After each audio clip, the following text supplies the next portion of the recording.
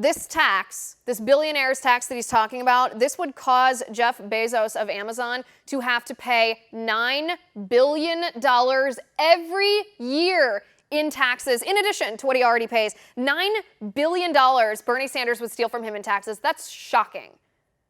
It is shocking. And frankly, a lot of the stuff, while a lot of Americans don't necessarily sympathize with billionaires, I think a lot of Americans also historically have praised this idea of, hey, you can make it in America. You can become a millionaire. You can become a billionaire. You can build a huge business. You can come up from nothing in this country and make something great and grand and then give back to your community. That is your free will. And Americans, of course, have led the world in charity. A lot of the wealthy in the United States have been very organized in creating many of the charities, many of the museums around this country. This is the politics straight up of envy. I think that's something that is un-American. It is, of course, what socialists want.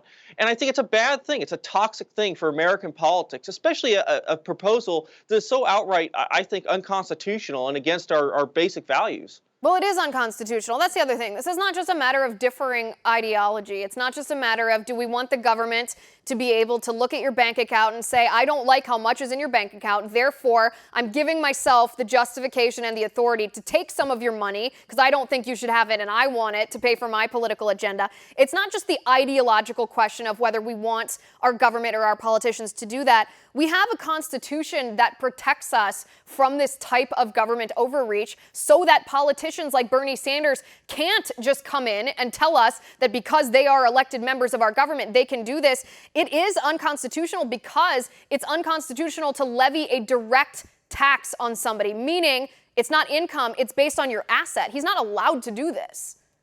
Yeah, I think that's the key distinction here. This is not an income tax, which did require a constitutional amendment. This is why we have the 16th Amendment passed in the early 20th century. This is something very different. This is directly taxing the wealth of individuals. And I think that's what makes this so radical of a plan. It's something that has been, unfortunately, it was adopted in many European countries, especially in the 1980s, and very quickly abandoned by many of those European countries. It would make us certainly more socialist than pretty much any country in Europe currently, which is actually quite incredible.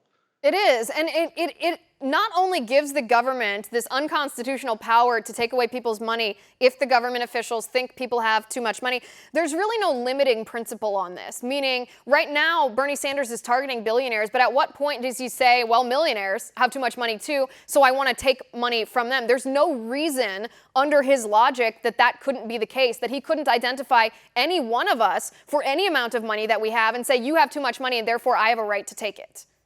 Of course, there's no limiting factor in this, and frankly, this is really just it's a cash grab. I think it's something that's based on the politics of envy. It's highly destructive, and let's be honest. At the end of the day, when you do pass a lot of these taxes, like what happened in Europe, a lot of these very wealthy people, they simply start to spread their wealth around the world. They use their liquid assets, they move their assets offshore to other places. So what ends up happening is you have an economy that suddenly has a lot of this wealth pulled out of it. You have a lot of people that are moving things offshore. You have a lot of people leaving the country. How is that helpful for a growing economy in a country like the United States, which is based so much on this idea of innovation and growth and reinvesting in your community and reinvesting in your country?